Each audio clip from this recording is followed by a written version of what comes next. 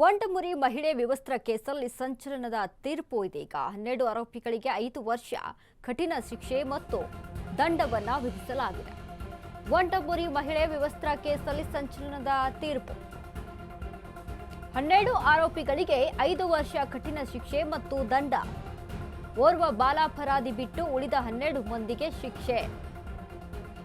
ಬೆಳಗಾವಿಯ ಹೆಚ್ಚುವರಿ 10ನೇ ಜಿಲ್ಲಾ ಕೋರ್ಟ್ ಆದೇಶವನ್ನು ಹೊರಡಿಸಿದೆ. ಮಹತ್ವದ ತೀರ್ಪು ನೀಡಿದ ಜಡ್ಜ್ ಮಂಜುನಾಥ್.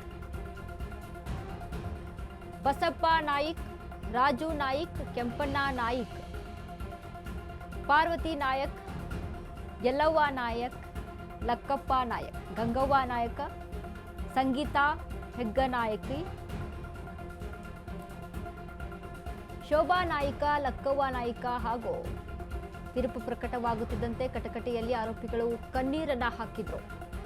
ಮಗಳನ್ನ ಕರೆದೊಯ್ಯುತ್ತಿದ್ದ ತಾಯಿಯ ಮೇಲೆ ಕ್ರೌರ್ಯ ಮೆರೆದಿದ್ದ ಗ್ಯಾಂಗ್. 2023ರ ಡಿಸೆಂಬರ್ 10ರಂದು ಬೆಳಗಾವಿಯ ವಂಟಮುರಿಯಲ್ಲಿ ನಡೆದಿದ್ದಂಥ ಕೃತ್ಯ ಇದು. ವಂಟಮುರಿ ಮಹಿಳೆ ವಿವಸ್ತ್ರ ಕೇಸಲ್ಲಿ ಸಂಚಲನ ತೀರ್ಪಿದೀಗ 12 ಆರೋಪಿಗಳಿಗೆ 5 ವರ್ಷ ಕಠಿಣ ಶಿಕ್ಷೆ ಮತ್ತು ದಂಡವನ್ನು ವಿಧಿಸಲಾಗಿದೆ. ಓರ್ವ ಬಾಲಾಪರಾಧಿ ಬಿಟ್ಟು ಉಳಿದ 12 ಮಂದಿಗೆ ಶಿಕ್ಷೆ.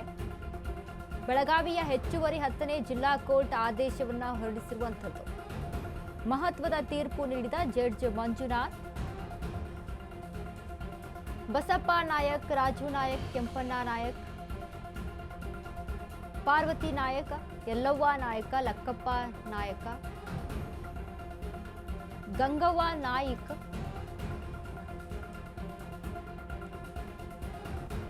ಶೋಭಾ, ಲಕ್ಕವ್ವ, ಶಿವಪ್ಪ ಎನ್ನುವರಿಗೆ ಶಿಕ್ಷೆ ಆಗಿರುವಂಥದ್ದು. ತೀರ್ಪು ಪ್ರಕಟವಾಗ್ತಾ ಇದ್ದಂತೆ ಕಟಕಟೆಯಲ್ಲಿ ಆರೋಪಿಗಳು ಕಣ್ಣೀರನ್ನ ಹಾಕಿದರು.